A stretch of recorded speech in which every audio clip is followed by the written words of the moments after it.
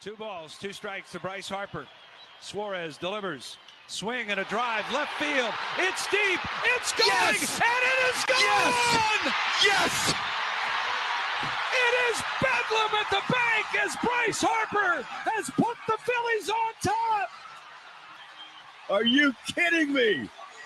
Oh, his 10th career home run in the postseason. And he may never hit a bigger one. 4-3 Phillies in the bottom of the 8th inning. Hey, everyone in. Let's go. Huddle up on 3. 1, 2, 3. Huddle up.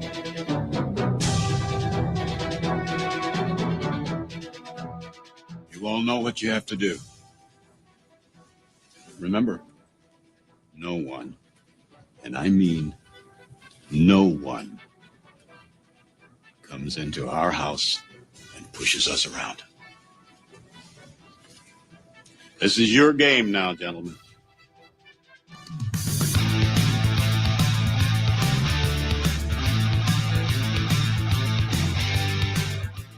Chris Davis takes it in the back of the end zone.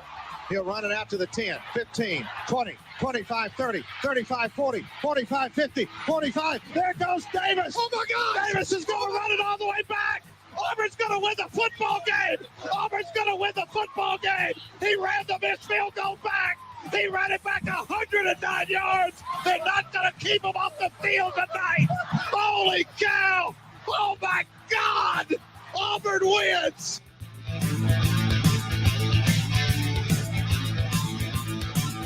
This could be a sentence that a month ago would sound incomprehensible. From 31 yards, McPherson and Cincinnati is heading to the Super Bowl. He called it again, I'm sure. He walked up and he goes, "Can you believe, Coach? We're going to the Super Bowl." And now, welcome everyone to the Huddle Up Podcast. You are looking live. Hello, everyone. Welcome to the Huddle Up Podcast. We are live. It is Tuesday, October 25th, 2022. We are glad to be back with you for another week. And if you are listening or watching live at the moment, please let us know. Make sure you're hearing us okay, because I'm having a little audio issue on my end, but hopefully everything is coming through okay on the live feed. If not, you can always subscribe to the show on all podcast platforms and listen to the show there. Check us out on YouTube. I know there's also an issue with the Facebook stream where your comments, if you're following along with us, we won't be able to see the comments from the Facebook stream. So head over to the YouTube channel if you want to interact with us live on there. We would appreciate that as well. If you want to interact with us, make sure you give us thumbs up. And looks like YouTube, everything's coming through there. I think that's Mike. So I think everything is coming through. So that is good. Make sure you subscribe to us on all podcast platforms. Like I said, get our merchandise over at tpublic.com. You can find the link for the YouTube channel, all the podcast platforms, the merchandise, and everything else Huddle Up related on our social media. We are at Huddle Up Podcast on Facebook and on Twitter. Yeah, Kyle, if you are watching us on the live video at the moment, you can see Kyle just mugged himself with the student of the game coffee mug. So, gentlemen, how are we doing this week? The full crew back with us here on a Tuesday night. EJ, we'll start with you. How you doing, my dude? I am doing well. Watching some NBA League Pass here and just hanging out with you guys. Another great Tuesday night ahead of us. All right, very good. Matt, how are you doing this week? I see you got the Phillies jersey on, of course. Oh, I'm doing great, Jim. I'm doing great. Phillies advanced. Notre Dame actually won a game. How about that, huh? But more importantly, Sixers get their first win. I know a lot of people were panicking because they went 0-3, and no team in NBA history has ever won a championship after having a 3-game losing streak. It has never happened in the history of the league. So we'll see. Who would do that? That's crazy. Who would do that? That's crazy. Most importantly, I am just happy to be here because I was off last week, and I will be off next week at attending the World Series Game 4. So Thankful Dude, to you are running good. You I are running need to- good right now. I need to get some extra dunks in on EJ today. So Yeah, you buckle gotta up, get boys. make up for last week. Plan Make ahead up for for last next week. And, Make up for next week. and here's the fucked up part too now. So we're recording this podcast right now, right? Extra dunks, right? Mhm, My dumb ass invites on my podcast, which we're going to record right after this fucking show's over. Who's the fool now? The invite said, "Do you want to come on my podcast and talk your shit?" So I don't even know what I'm supposed to do on this podcast. I'm just shit. loading up I with mean, insults. He's basically, I think he's just giving you an open forum to dunk on him. So I mean, there were like 3-4 weeks ago, I kind of unloaded in the group chat. I don't think we're going to go to that level of heat. That was fun though. I have to admit that was kind of fun. Completely redefines "go Heat, bitch." At least it got that. Although they're not playing well, so there's that. okay, yeah, great job, Cole. Oh my God, who the hell And cares? Devin, to answer your question, I did not, but I will see Big Jim tomorrow, and we'll get my cups. Yeah, we'll get that taken care of. So you have them for the season, and yeah, so glad we are coming through okay on the YouTube. So it looks to be just an in-house issue that I'll address. Otherwise, student of the game, Kyle Nash, how we doing this week? Well, listen, I have some suspicions is what the issue was. Apparently, you got hacked by Matt last week. That's how he was missing. He actually, you pop up the huddle up there. He comes in, hacks the system, and starts a football show with a goddamn baseball clip. Only some weirdo hacking the system would do that trash. What's wrong with baseball? Oh my God, who the hell cares? The better question, EJ, is what's wrong with Mets baseball? That would be an hour-long show. I mean, that gets a couple hours, buddy. Trust me. That's a lifetime of fucking heartbreak. So you get used to it. It hardens you up. Not great, Bob. So before we switch fully to football, I will ask EJ, how much would you have hated if it was the Phillies versus the Yankees in the World Series? You like 2009? Yeah. That was a rough year. Let's just say that. I actually rooted for the Yankees for once, and that was disgusting for me. I threw up after that series. There's that. I mean, that's fantastic. All right, let's dig into this for this week, though.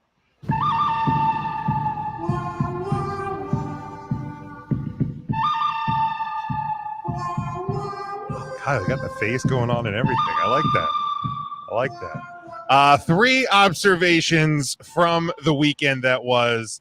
There was good, there was bad, there was ugly. EJ, we'll start with you. What was good from this past weekend? Very rare we ever praise this person, this team, but last night, Justin Fields in the Chicago Bears.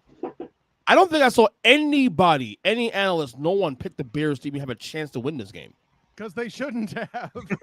And not only did they win, not only did they go in Foxborough and win, they win going away. Like it wasn't even a close game after halftime. Yeah, it was not. And I'm saying, and his name was Justin Fields. Like we obviously know he needs a lot of help. The team is not; they're not good at all. They're 3-4, and that's weird in itself. This could be possibly, and Kyle and I discussed in the podcast earlier today, possible turning point. Possible. I mean, remember too. Also, it's not just they won in Foxborough. It's also the platform. They do it on Monday Night Football. So if could this be the turning point of his career? The team. I know the team won't go anywhere, but him as a quarterback. Easy. Listen, just because this puts him ahead of Kirk Cousins doesn't mean. Well, Kirk Cousins is top 16 at least in the league right now. Joke is prime time, EJ. The joke is prime time. All right. Oh, I missed that actually, but yeah, I got you saying though. Dumbass. But yeah, like I said, I'm not. Look, if this is the start of things that come going forward for him. Good for him. Yeah, I mean, I don't think the question ever with Justin Fields was ever his talent or his ability. It was everything around him, and whether or not the team was going to protect him. With the team, like Kyle's been saying it on this show and other shows for 2 years. Like there was never a matter of whether or not Justin Fields was talented. It was would the Bears give him a team to work with? So far the answer is no, but we'll see where he goes from here. Matt, what was your good from the weekend? My good from the weekend. I am going to actually Jim, give it to your Cowboys defense. Him in With fantasy? no, even with even with Swift and St. Brown out, they still held what is at times a fast and fun offense in Detroit. The frisky Lions to mediocre points and certainly carried that team to the win with Dak shaking off the rust and not looking like the fully returned Dak that we should be expecting.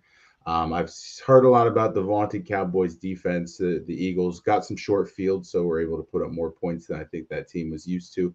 But I think that for them to get back on track, I know everyone says it's just the Lions, but the Lions did have a high-powered offense, and even with the injuries, they still have some weapons on that. And Goff looked like absolute shit. He's not on my bad or ugly list, but he certainly could have, because my goodness. Yeah. I mean, Micah Parsons just continues his dominance in that defense. Certainly could be, especially if no one's really running away with it at this point. Nope. No. I mean, Josh Allen to Mahomes, maybe that's about it, but I put Micah Parsons in that conversation. Yeah, I mean, I think he's probably your front runner for defensive player of the year. If nothing Easily. But yeah, I was happy the defense that played the way they did in a game they needed to. Kyle, what was your good from the weekend that was? Teams wearing orange that are back, baby, and not just Tennessee from a week ago. First off, give it to Mikey Byrne and his Bengals for exposing the cons that are the fraud of Atlanta, first off. And second, by the way, the most beautiful mullet in America. You do realize You do realize they wear orange too as part of their scheme. Actually, ironically beating Texas. Yes, orange is part of their colors, bro. They do. Yeah. So, anyways, beating the Texas Longhorns, who are orange and not back. Wait, you thought I was asking you that? No, I agree. I said they do. Oh, it sounded like a question. No, sorry about that. No, why are you worried? Are you worried? I'm not the one that has to dunk on you extra. That's Matt. What are you worried about? Why are you? Just relax. Just relax, EJ. Relax. Yeah. It's gonna be okay. You're nervous already. Making the face. My good. And I think Devin has this one as well. Tua getting through his return game.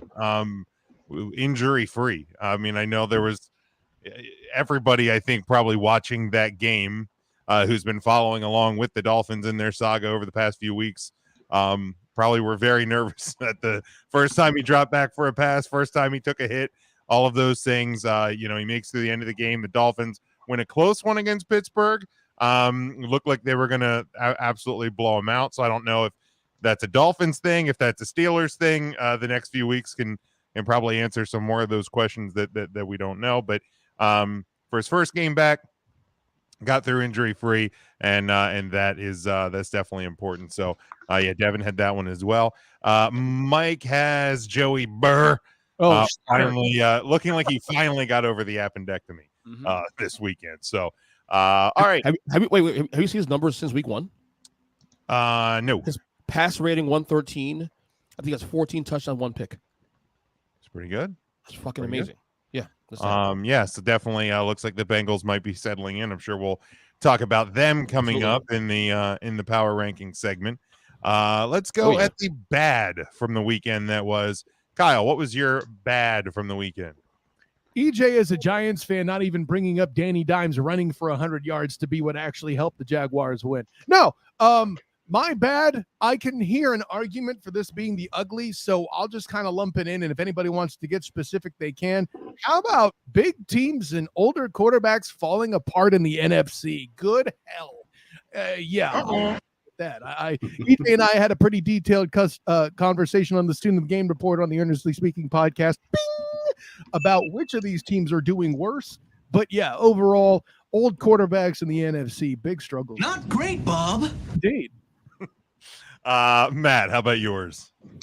I'm going to piggyback off of that one. I know I had Tom Brady on my list the week before, so this time I'm going to turn my attention to Aaron Rodgers, a very pedestrian performance for him against a team that they certainly should have handled.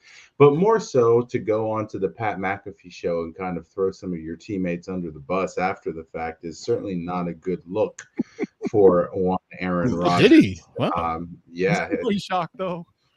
No. Yeah, it wasn't like pointing fingers. He was talking about guys making mistakes, shouldn't be playing, which if he's absolutely right. And you know, the Michael Jackson song "Man in the Mirror" comes to mind when we're having these conversations, Aaron, because you are not playing great either. So don't hold the kids accountable if you're not ready to hold yourself accountable either. Pretty bad. Fucking embarrassing! I mean, he could go either way. He could either claim to be starting a babysitting service with all the Utah players. Oh, sorry, Utes, not Utes, my bad.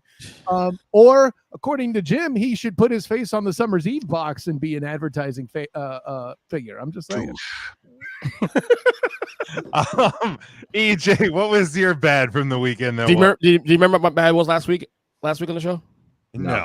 It's the same thing last week. Deja vu. Packers, Bucks. There you go. Seriously, You literally repeated it, right? No, yeah. Well, I mean, it's the fucking story of the Can you fucking just year. pick Brady, or is that something that you'll have to? Is that something no. you'll have to deal with when he comes home tonight because you put him on your bed? I got exhausted now. No, I mean, and If there was ever a time to do this, EJ, it would be the week where they scored 3 points against the frisky Carolina Panthers. Frisky. Wait, that was your frisky Panthers. I know. And by the way, they only came back in first place in the NFC South. That's the worst part. Stop. Because you're trying to do that with them. You're trying to still keep your. I got one. I got one for you. I got one for you. Bad. Yeah, thank you, Jim. I got one. Actually, I got bad for you though, and it's not actually. It's bad, but it's also kind of good in the same time. The fucking NFC wildcard picture right now. Oh, okay, fair. Yeah. I mean, okay, so as we sit right now, my Commanders playoff hopes are still alive. My, winning 2 in a row. And it's back, baby. Easy like Sunday morning.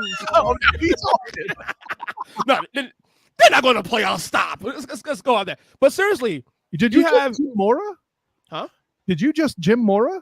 No, playoffs? What are you talking about? Playoffs? You kidding me? Playoffs? You have an NFC South that right now. I mean, we did this last week, Jim. We'll do it again. The Bucks will win the South, right? I mean, they're going to win the division, right? Someone has to win the division. I mean, seriously. I mean, 3-4 Bucks, 3-4 Falcons. Look, 2-5 Saints, 2-5 Panthers. Years ago, we we had the sub 500 Seahawks. We had, I think it was a 500 Eagles team, or Eagles or Cowboys that won the East the one year. There was talking about how bad the division is. Mm-hmm. Man, there needs to be a lot more noise about how bad and the winner of this NFC South is going to be. And then the Bears is added to the fucking problem this last night. 3-4 Bears now. Oh no way. Yeah. Cluster fuck, and I love it. Every minute of it. Chaos is good. Yeah. You know, guys, I can't help but notice you bringing up the Justin Fields thing that Jim said that I was talking about for the past 2 years, and he missed playing the clip. And then we're talking about the NFC South as the worst division in football. Play it, Jim! I have to tell you, but you wouldn't listen. Thank you. Oh, you got mugged, bitch. you're welcome. No one had it. I mean, I'm just one man, Kyle. To be real, though. Man here. But Kyle, to be serious, though, no one had the Bucks being this bad. Oh, yeah, that's not the point. No, it was. We all assumed the Bucks were going to run away with it, and everybody else was going to be bad. Even with the Bucks at full strength, I would have still believed the NFC South to be the worst division in the NFL. And this only accents it, my guy. Yeah. It's kind of like Trevor Lawrence going into the NFL and the ACC falling apart, and Jim in there and his Fighting Irish following along with them. It's the same thing. Mm-hmm. Joe Buck yourself. I'm kind of going along with the trend here, because my bad is the Indianapolis Colts / and or Matt Ryan. Man, what out of all the teams that I thought had a chance to do well, the Colts may be the most disappointing out of this whole bunch. Because, I agree. I mean, I really thought Matt Ryan was going to come in. You got Jonathan Taylor to lean on. You have a good defense to lean on. You have some young, talented receivers. And, man, nothing has gone right. No. To the point where, yeah, he has a shoulder injury. He is now benched for Sam Ehlinger, but Frank Reich and the Indianapolis Colts have said, no, he is done. Sam Ehlinger's our quarterback. This has nothing to do with the injury. Man, I could not have seen that coming through 7 weeks personally. No. It really. So, okay. Like, let's play this out. If Ehlinger happens to get hurt, and Matt Ryan is healthy, do they really not give the ball back to Matt Ryan? Are they really giving the ball to Nick Foles? I think it's over for Matt Ryan, honestly. And I think this is also the team also. I think they're getting tired of the whole revolving door quarterbacks of patchwork. Since Peyton Manning, since Andrew Luck, it's been Phillip Rivers gone, then Jacoby Brissett gone. Then you get the picture here. I mean, I'll tell you what, Jimbo, quick though. When I saw the news drop, I was like, oh, why are you doing this? You're only a game back in the division. Granted, you lost twice to Tennessee, right? But he's still in the mix, But I slept on last night. I'm like, this is actually the right play because at least now you can find out if Ehlinger has any sort of a chance to make something of himself. If not, you fall apart and drive a quarterback.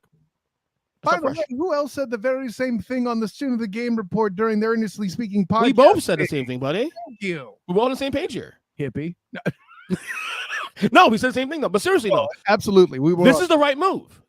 Honestly, Matt Ryan is done. He might retire at the end of this year. Oh, I think he probably does. I mean, who is signing Matt Ryan after this year? Nobody. That's Right. be a backup. I mean, if we could go into the ugly real quick and save some showtime, I can lead into this conversation. Sure, absolutely. Go for it. So, Jim, my ugly is the unceremonious end to Matt Ryan's career. You seem so distraught about it. You want to call Dane Thompson? Yeah, boy, listen, I'm glad you brought that up there, EJ Christian, because according to Danny Thompson, aka FraudCon fan extraordinaire, he once actually wrote an article with a straight face that Matt Ryan is a first ballot Hall of Famer. If he's trying to maintain any hope of that, which there isn't, exactly, the concept of trying to do it while remaining the starting quarterback for this team, where if you keep up with it too much longer, you're at risk to have a losing record all time. In your career, yeah, you need to step out. Yeah, it's not good. Yeah, I did not envision the Colts season going this way. Just backtracking here for a minute. Mike has his bad Kansas State cannot hold a lead against TCU. Yeah, close one there. And Devin along kind of with us there. The Buccaneers falling apart right in front of us is his bad as well. Matt, what was your ugly for the weekend?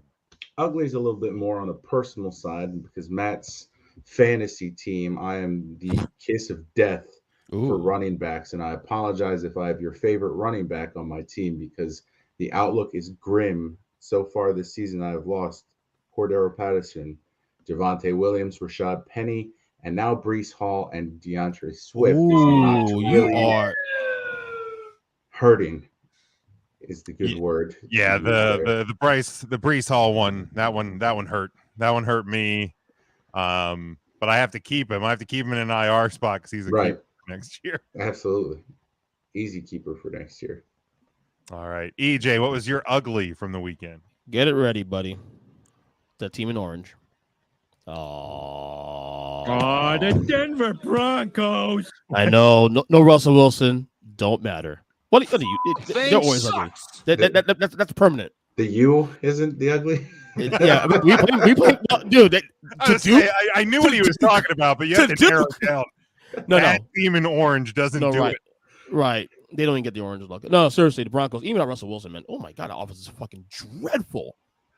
Yeah, and I think they may finally have a home in the bottom 5 this week. I think we'll see. We'll find out. Ooh, that might be a spoiler. Yeah, my ugly, I think, was touched on, and somebody's bad. Packers and Bucks, both 3-4. Brady and Rodgers. A good discussion by 2 of the 4 gentlemen on this panel on the Earnestly Speaking podcast about which team is in a worse spot, and I agree with the assessment that the Green Bay Packers are. The Bucks. again, definitely in a better position, being in a worse division, and you know, the ability for them to still kind of control their own fate, where the Packers really playing from behind at this point. So certainly do agree with that assessment. That assessment there. Mike's ugly, similar to EJ's. Oh, the Denver Broncos. Having to do with just even without Russell Wilson, the Broncos are god awful. Yeah, imagine saying that statement before the year, like that there was maybe a hope that without Russell Wilson the Broncos might look better. But yeah, pretty wild times, and certainly a surprise there from Denver, as we've been watching that unfold throughout the course of the season. Transitioning over to college football now. Interesting point before we get into the picks for this week. Beginning next week on this show, it is the first college football playoff ranking. So beginning next week, we're actually going to get those kind of as they come in, because usually they come in on a Tuesday night, right around the time we're doing the show. So we're going to do a quick live react as these come in, because of course, as we predict college football and especially NFL games, those are multiple days away from when we are live. So it'll be nice to get a real-time, up-to-date reaction on something. So we will begin doing that next week as those rankings do roll out. But let's start with the games. This is my game, my pick for the week. It is a big noon kickoff on Fox, Big Ten matchup. Number 2 Ohio State, they are 7-0, and a 15.5 point road favorite at number 13 Penn State, who is 6-1. 61 is your over under on this one. EJ, we'll start with you. I hate both these teams, but Ohio State's on a fucking roll, dude. To me, they are the number 1 team in the country right now, in my opinion. So give me Ohio State to continue rolling on the road. They'll cover 15.5 points, and I'll take a slight under. All right, Matt. Jim, I'm glad you picked this game. In 1980, Penn State played Ohio State in the Fiesta Bowl. Penn State won. You know who won the World Series that year? The Phillies. In 2008, Penn State won 13-6 against Ohio State. You know who won the World Series that year? Philadelphia Phillies. This year, I got to do it. Penn State wins 27-21 against Ohio State. And of course, we will let math and statistics work themselves out. Correct. Because we don't want to. Good stat though, but oof. We don't want to jinx anything. It's a good point, Matt. All good points. Those are statistical facts. So of course, with a 27-21, that would be the under then. The under. All right, and Penn State plus. That is the bet, actually, to be honest. If you're going to bet this game, bet the under in anything. I forgot about that one. Yeah, I mean, that's the safe play. Kyle, go ahead.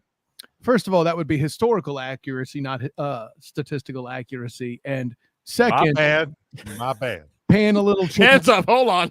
Paying a little tribute to Matt making his points, lying to the Phillies. Oh my God, who the hell cares? I also feel like I had to do that since I was chided for making a joke about having Jim pull up the GIF in our group chat, and you know, see, I'm not entitled. I can do it myself, even. So there's that. Listen, if what happened with Penn State happened to Michigan, I have no reason to believe that won't happen with Ohio State. Now, granted, at the risk of taking the show completely off the rails, EJ Christian, why is Ohio State the number 1 team in the country? Because that doesn't make a. To me, they look the best team. They look like the best team consistently since week 1. So consistently beating who? Your mom's state? Beat my Notre Dame Fighting Irish.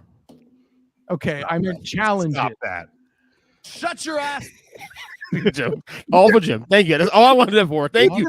Thank you for Kyle. Thank you for the setup. I appreciate it. You mother effer.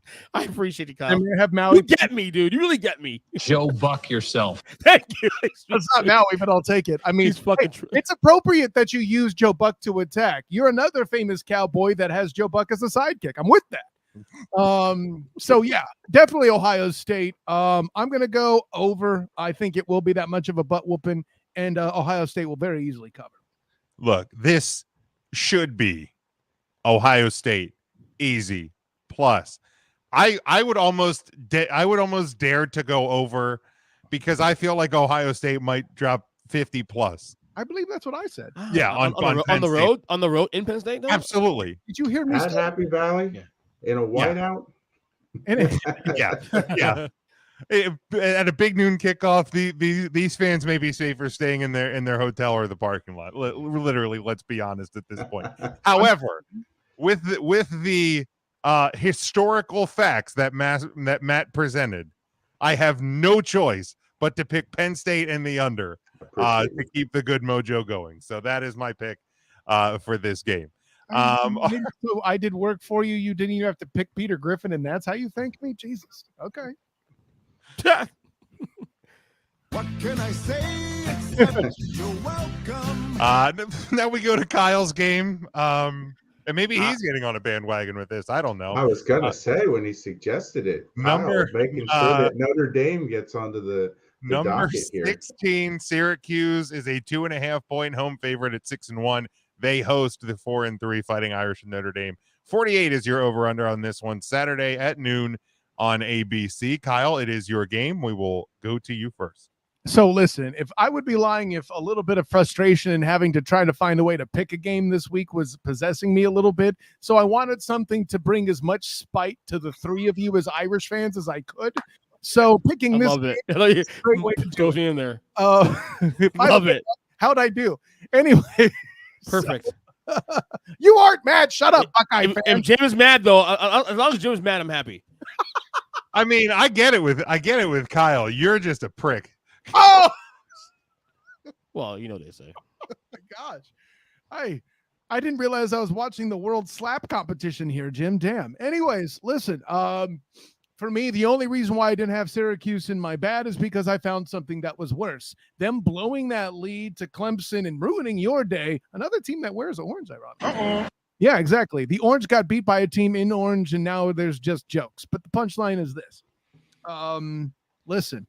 Syracuse needs to show the world what they're going to do and how they can do it if they want to make a big bowl, any sort of consideration, continue on track, maybe to make some noise and to get into a bigger bowl game. And no better way to do it than to beat the three of you guys Fighting Irish. I see Syracuse doing it, but I don't think it's a very pretty affair. Syracuse is not an explosive offense. They have a good defense, which is definitely the bane of the lacking offensive situation in Notre Dame. I have Syracuse take the under.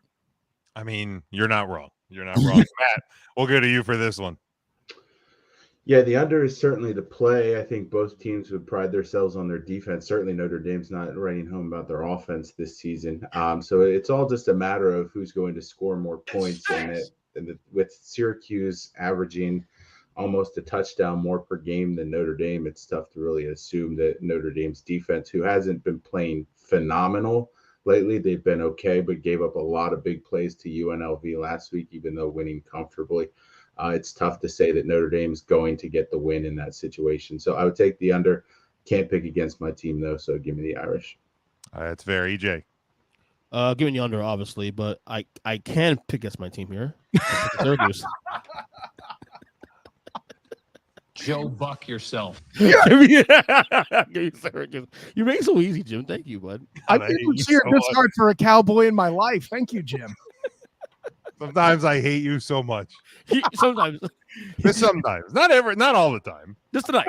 That would be mean. I'm waiting for the South Park clip of, I just want you to know how much I hate you, Cam. We gotta get that one. Oh, well, I do have. Oh, you do have it. Yeah, buddy. Close enough. Yeah, look, the defense, the unders, the play here, 100%. I agree with everything that the panel has said. But much like Matt, if you think I'm picking against Notre Dame, you're on the wrong show. You're new to the show. You're new here. You're on the wrong show.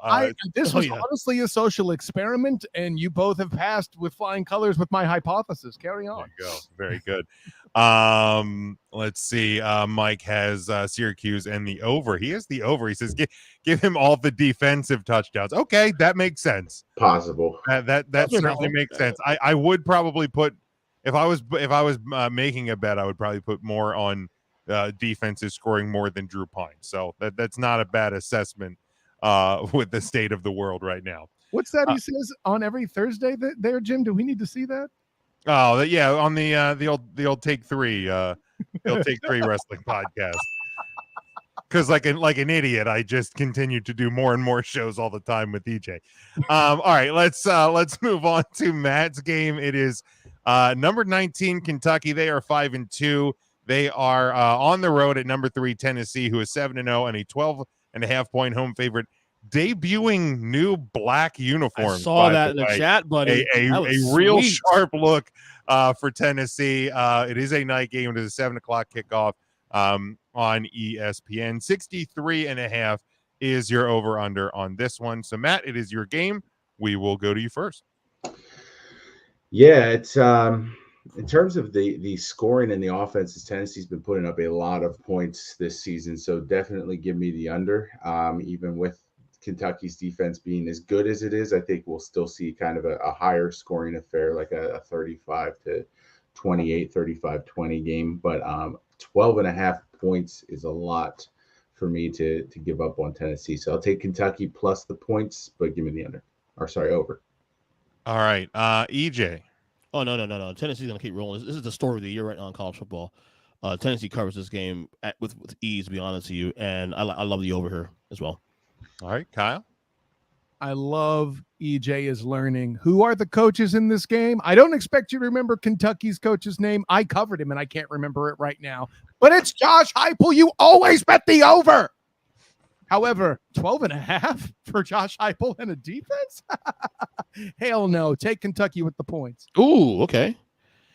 Yeah, look, man, over, definitely smart play. We've talked about Tennessee multiple times this season. Look, I'm not like waiting for like Tennessee to fail, because like nothing would make me happier than seeing if we're going to have multiple SEC teams in the college football playoff, nothing would make me happier than seeing different SEC teams in the college football playoff. So like, I want Tennessee to continue to do well. I would love to see them win the SEC. Only one problem though, Jim. If Tennessee keeps winning though, Clay Travis is happy. We don't want that. Yeah, I've been trying to forget about that MF or EJ, and I don't know why you need to bring him up on this program. Yeah, without a doubt. But I this isn't the game Tennessee loses. This is a game Tennessee gets a little fear brought into them. So I actually like Kentucky to cover the 12.5. I think that happens. That is Josh Heupel football. You win 48-45.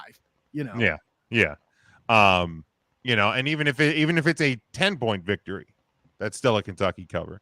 Let's see. Mike has Tennessee and the over in this one. Again, if you just joined in, if you're on Twitter, you're on Facebook, if you want to interact with us live, head over to the YouTube channel because that is where the comments will come through. There's an issue with Facebook and StreamYard where we broadcast from with Facebook live comments tonight. So if you want to interact with us live, head over there, give the video a like and a share. We'd appreciate that. All right, we head to EJ's game, which was like pulling teeth to get to this game, but EJ's game nonetheless. It is number 9 Oklahoma State, 6-1. They are at number 22 Kansas State, who is 5-2, and a 1.5-point home favorite. 56 is your over/under in this one. Saturday at 3:30 on Fox. EJ, it is your game. We go to you first. Wait, Kansas State's the favorite? That's what I have. Ooh, fuck that. Give me fuck Oklahoma State, man, to win outright. I checked a few times and I felt it was a little disrespectful. Come after me to the mullet, but yeah. And you know our rule and hold up now with Big 12 games. You know the rule. Mm-hmm. Bitch, you didn't always know the rule. What are you talking about? Matt, how about you for this one? Yeah, give me the over for sure. And I like Kansas State to have a little bit of a bounce back after the stumble against TCU last week. So I will take that. It's basically a pick 'em. So minus the 1.5, sure, but I will take Kansas State. All right, Kyle. No, actually, I think what Matt's going on is more historical fact. If there's anybody who is going to pick against the mullet, it is you, sir. Just check the tape. And that's okay. I'm not mad at you. You are a braver man than me. I cannot pick against the glory that is the mullet. I mean, I think in the group chat we laid down that your inability to even put the mullet on here kind of takes you a step back in the mullet fandom. No, sir. You didn't understand. Just like you can't pick against the Irish, I can't pick against the mullet. So why would I pick that game to present if I can't do it? That's called proper setup for show appearance. I'm just saying. Howard Dean me? Yeah, I was going to say a Howard Dean appearance. But no, listen, don't question my respect for the mullet, sir. Absolutely. I do. Respect my authority. You really think my authority. That's right. So I say all the above to say, obviously, I got the mullet in a pick-em game. Go. And honestly, listen, this is a game that deserves to go into overtime. It's that close. So, hey, if I'm wrong, be prepared for it. That's not the bet here. The bet here is obviously the Big 12. Even EJ's finally learned over, bitches. Yeah, I'm learning, I'm saying.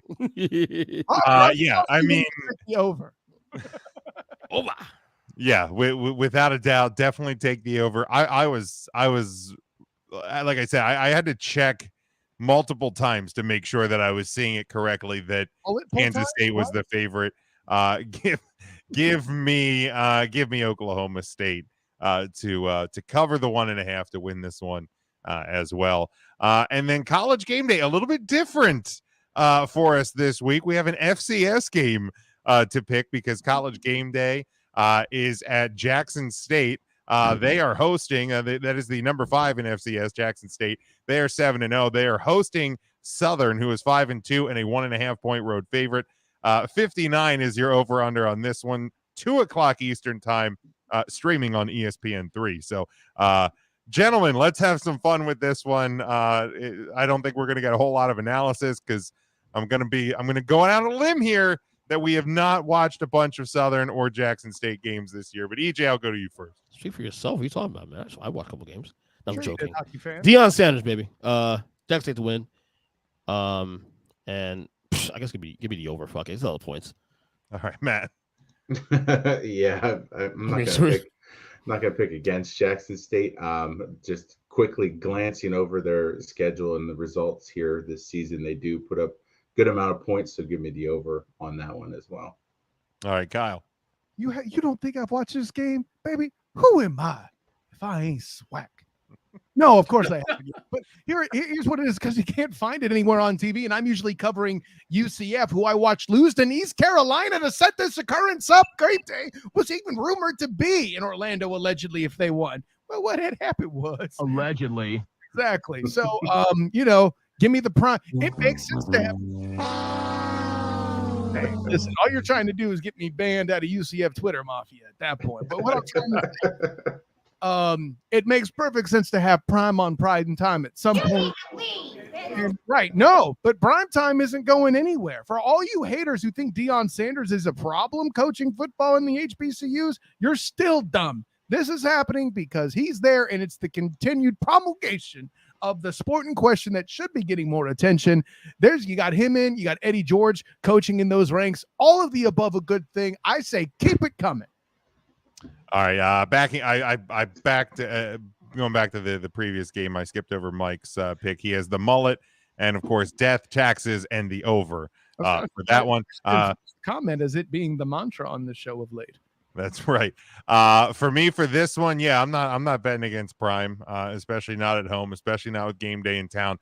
So give me them to cover that 1.5, and without a doubt, give me the over in that one.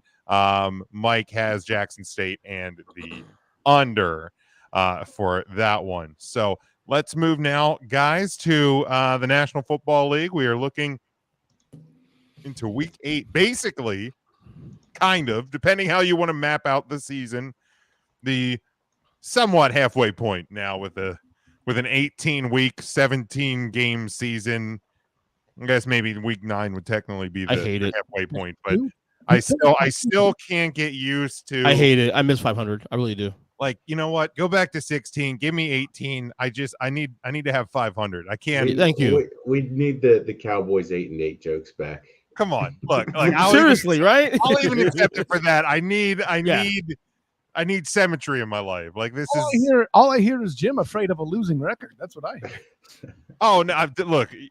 I'm a Notre Dame fan this year. I'm a Baltimore Orioles fan. Like, I'm not afraid of losing records.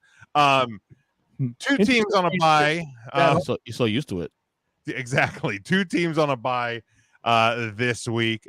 Kansas City and the LA Chargers are the teams that are on a bye. And don't forget one London game this Sunday. It's a real barn burner you're going to want to wake up for on a Sunday morning. So I don't think anything will be easy about Denver that. Denver gets another primetime game, huh?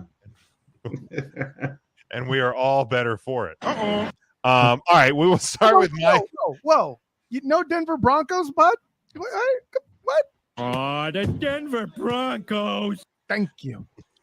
I'm actually also surprised now that you mentioned the teams on the bye that Justin Herbert didn't make anyone's bad or ugly list. Oh, yeah, it's not great, and not. Maybe there'll be plenty. I mean, there's still plenty of weeks left for him to. Listen, now that Keenan Allen's back and getting healthier, he should turn things around. He's been kind of average, really, this year. Oh, really? On a Sunny Pod, I don't know if you heard that, Jim. My Sunny Pod, like he's still a top 10 guy, I guess, but not special right now. Just not tested up. Fractured cartilage, guys. Seriously, we're doing this? I mean, it's bad enough y'all want to throw Russell Carrington Wilson under the bus, but damn, really? Who's throwing him under the bus? Yeah, Whoa. people, not us, not us. I'm gonna. No, you're not necessarily throwing Rusty. I mean, like, it sounds like a bunch of Rusty haters in here hating on a quarterback with injury. I mean, I'm saying the Broncos stink. Yes, he's injured. Like, look, he's part of the problem. I'm not saying that I'm not ready to sell Russell Wilson out the pasture like a lot of people are. Right. Yeah. But like injury Donald Trump than you do Russell Wilson. And I'm not saying to us that Herbert's bad. It's just he's been special. Go ahead. The thing with Wilson is like, because he's injured, he's part of the problem in Denver. Like, he's not the problem. So many people want to put the problem on him and like kind of him alone. There are multiple layers of problem in Denver. So this is an awful. Listen, I'll punchline it by this. This is an awful lot with Mike and Nathaniel Hackett, a big part of that problem. Exactly, and I actually talk about that with Colin Corrin, who's with the Irish NFL show, who's also a Broncos fan. So we had a little session from across the pond with him. You know, a little therapy action there. You can check that out in the Student of the Game pod later in the week. Bing! But this is an awful lot of defense for a guy that Matt just asked why nobody had him in his bad. That's all I'm saying. Okay, that's fair. I mean, again, injury or not, like, you can still be a bad or an ugly 1 week to the next. I mean, it is what it is. To be fair, I mean, maybe the Chargers just themselves should have been on the bad. That could be a more fair assessment. That was a bad performance in Seattle. Yeah. Bad performance in Seattle. But, similar to some other teams that we've talked about with some realistic chances of being alive and others with just silly chances of being alive, Panthers, Commanders. The Chargers can still put it back together. Like the talent is there. It's just a matter of all of it can come together. We know, EJ, you don't trust the coach. Okay. All right, but let's go. Am I wrong? Yes. What? I mean, I don't think.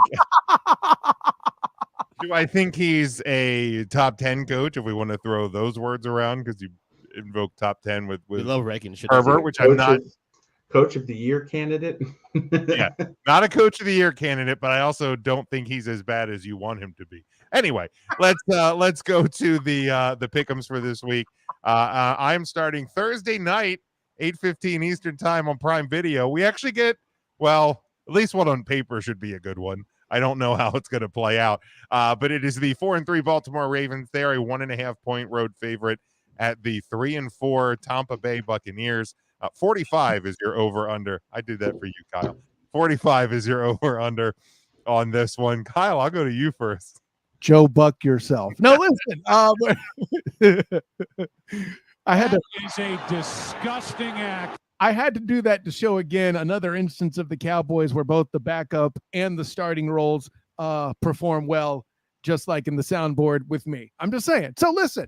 Joe Buck yourself. This game was picked, I think, by you, Jim, before we really analyzed the exact level of collapse that has happened with Brady and the Buccaneers. But that being said, two different generations of quarterback, and the current generation's going to win. I'll leave it at that. Keep it at the under because I think the Ravens keep things under control, keep it on the ground, and the Bucs defense keep it from getting out of hand. But Brady and company need some people to come back from injury, and they need it soon. All right, Matt. Yeah, not super impressed with the way Tampa Bay's offense have been running lately, and last week being a strong indication, but only putting up 3 points. Again, frisky Panthers, but a team that they should have been able to beat relatively handily. Even Tom Brady of old would be disgusted with Tom Brady currently seeing it and losing a game in that fashion. So give me the Ravens. I will take the under, though, because I think Tampa Bay's defense will keep it from being an absolute blowout to the tune of like a 49-0 game. I think Tom Brady current is pretty disgusted, Matt.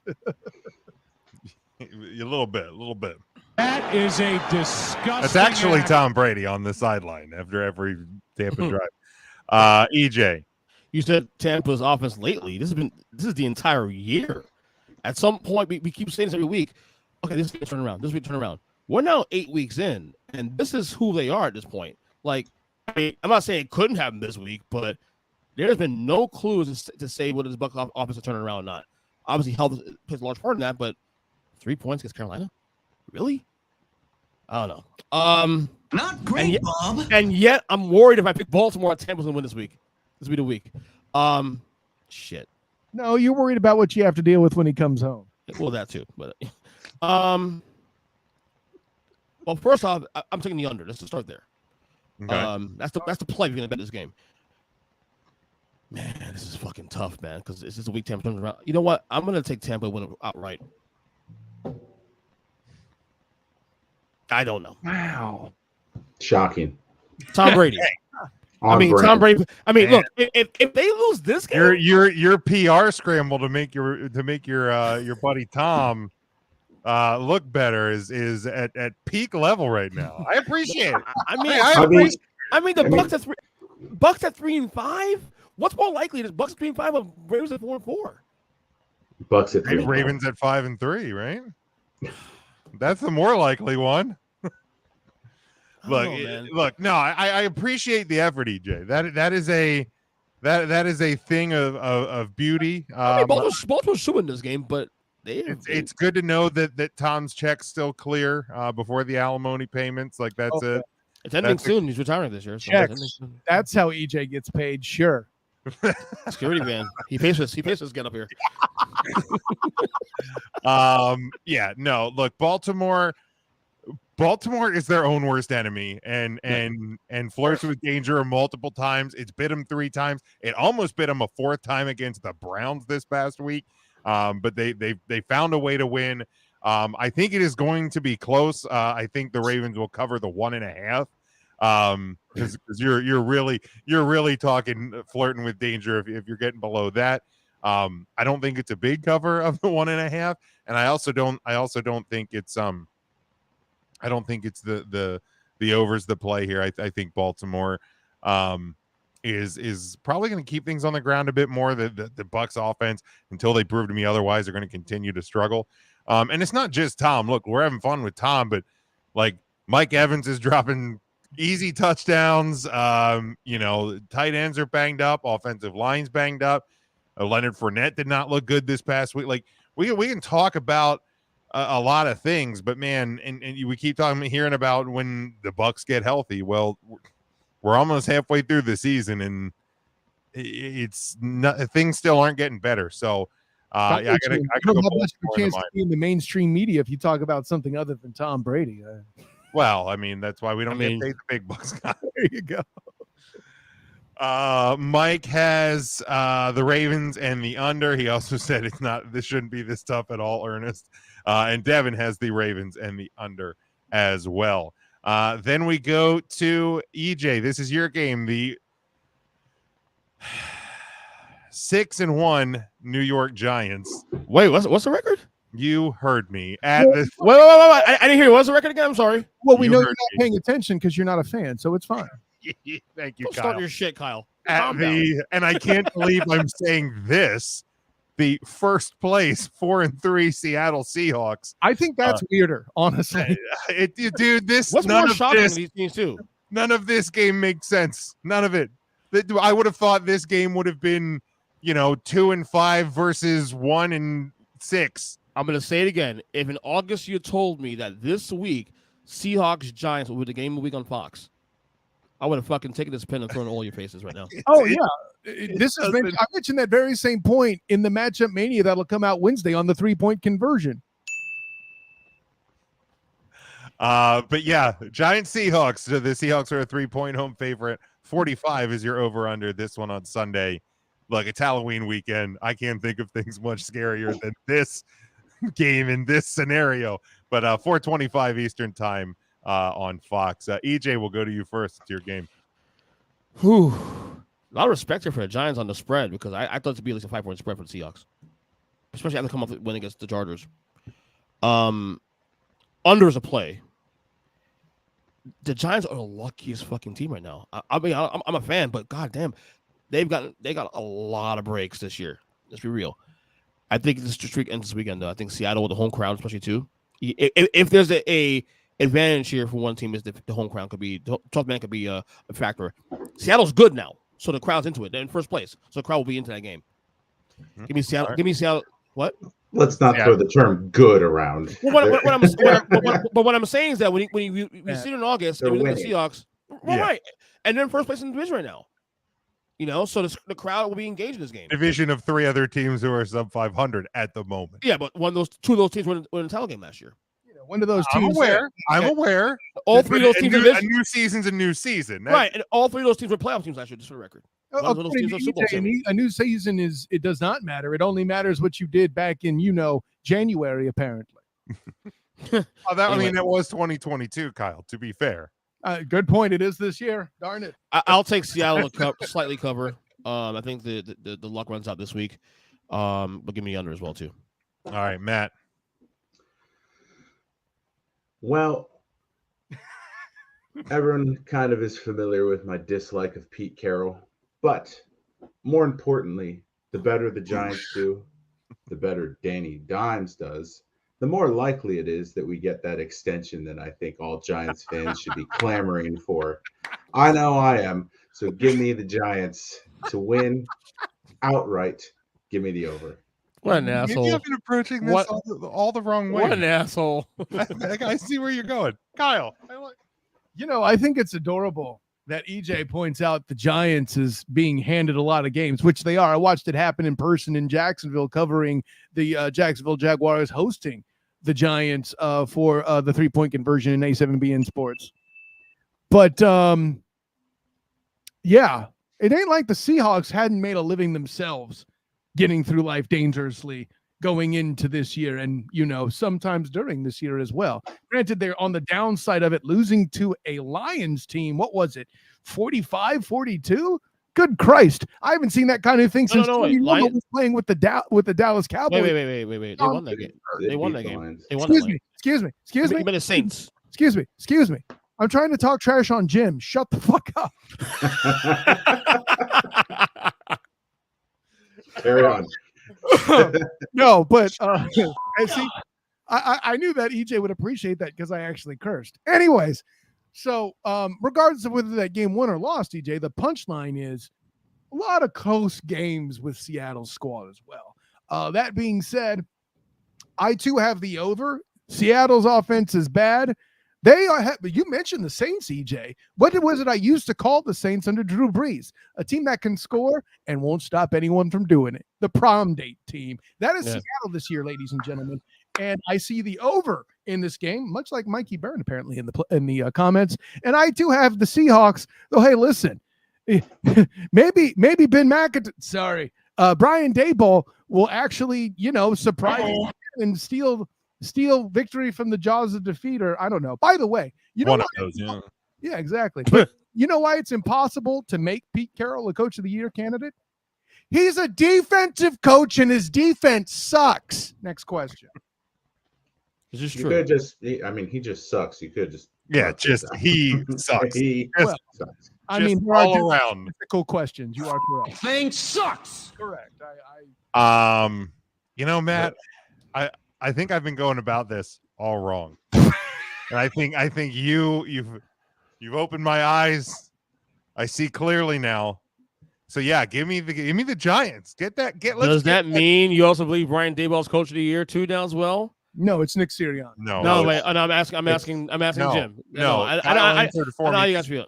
Kyle answered for me because he knows the right answer. It's all on Danny Dimes, the MVP. Yeah. Give me Danny Dimes for MVP. Give me that extension. I like it. Let's. EJ, I don't know why you're upset. Now the framed jerseys, plural, that you have of Danny Dimes in your house will be relevant. I don't have a Giants jersey. You talk. I don't have a jersey. I said a not jersey. The jersey. Right.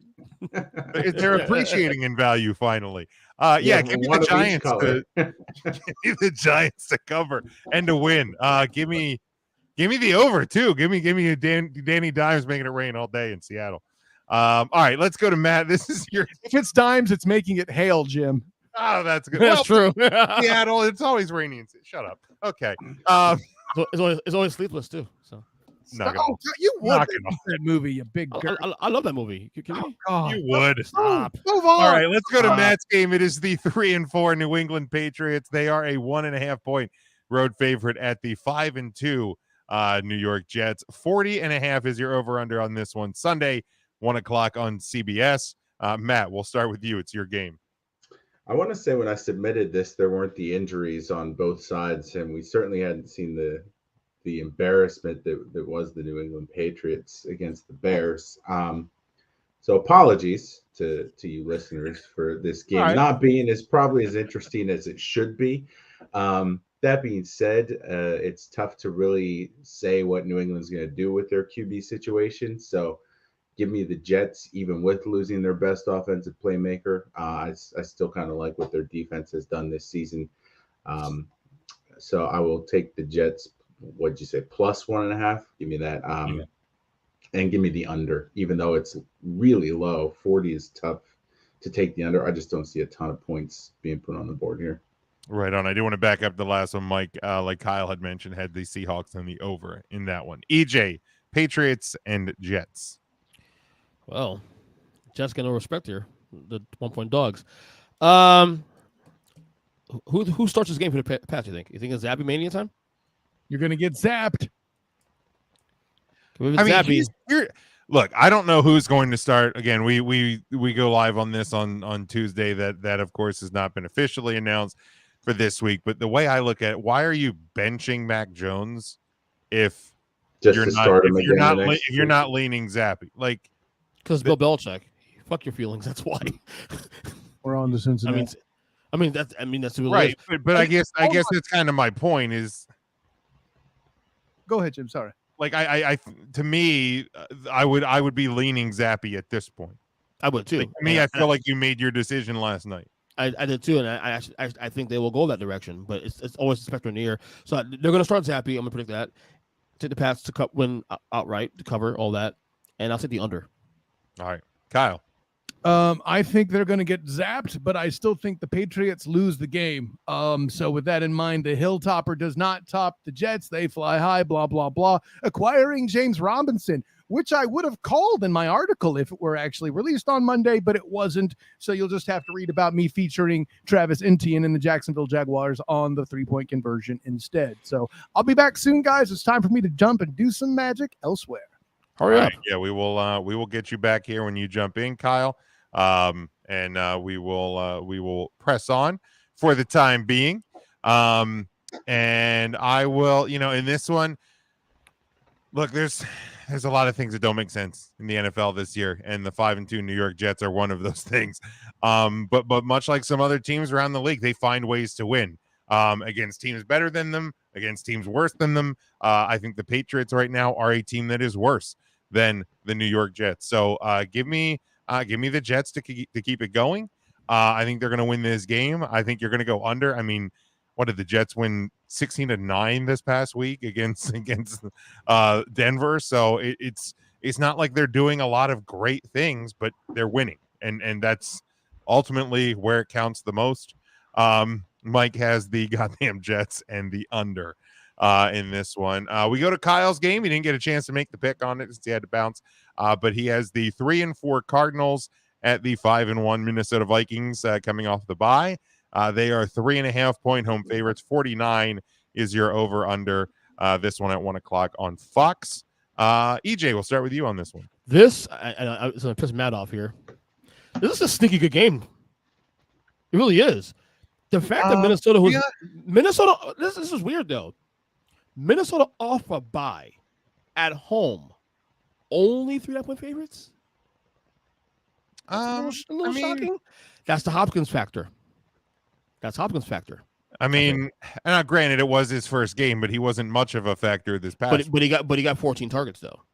Well, that's and fair. Everything. So basically, make sure you cover Hopkins. I will not bet this game at all because I think Arizona could win this game, honestly. But I'm going to take Minnesota to. Wouldn't bet this game. Minnesota will win it slightly here, but it's not a gimme for the Vikings at all. Give me the over. I think this is actually probably one of the best games of the weekend, honestly. Because if Arizona win this game, they're in the mix in NFC West. I don't believe they are even with the win, but that's beside the point. Matt, no, they're absolutely not. The game of the week, EJ. It's possible game of the week. I'm saying. Look, if you like game of the week. Look, the Broncos Jaguars, it is not possible for that to be game of the week. You never know, Jim. I'll say that now. But look, if you like offense, this could be your game of the week.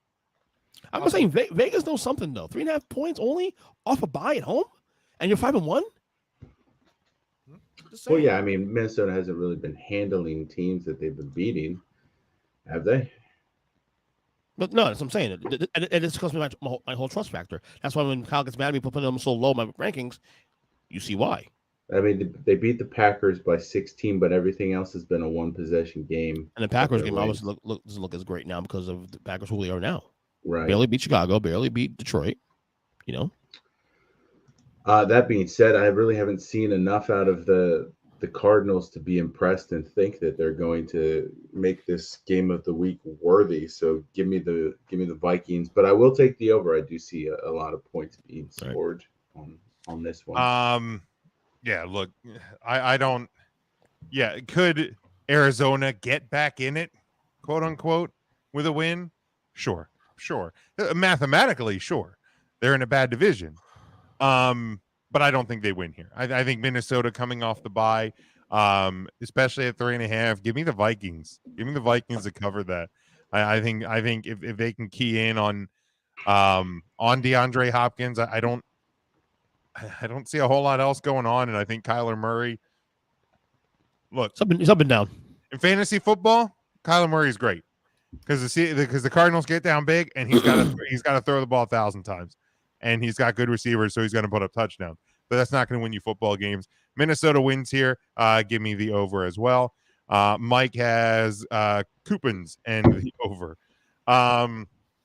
Lastly, in the NFL this week, we have a game that on paper at the start of the year when the Sunday night schedule came out, boy, did this look good. Now, oh boy. But hey, look, Aaron says that this is a great spot they're in. This is a perfect spot because nobody believes in them to do anything in this game, right?